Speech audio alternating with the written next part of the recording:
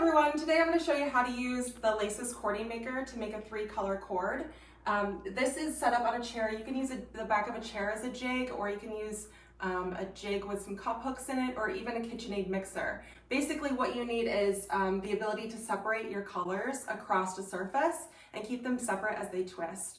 I've gone ahead and inserted this into my Lacis cording maker. I'm making sure that when I'm inserting it that they're roughly the same length. That prevents any jumping or bouncing or the cording twisting out of order.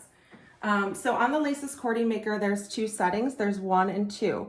So as you can imagine, the first setting that you do is 1, and this is going to pre-twist all of your bundles together. Zoom in on it. Get closer.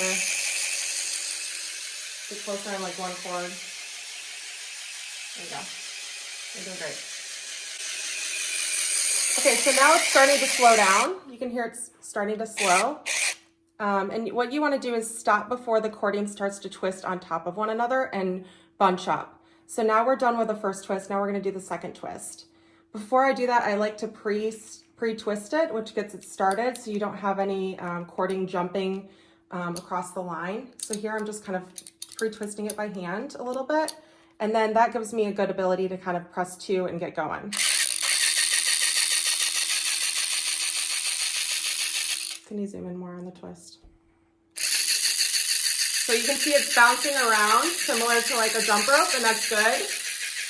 And then when it starts to slow, you know that you're done. Okay, now we're all set. If you could zoom in on the cording, you can see that it's really tight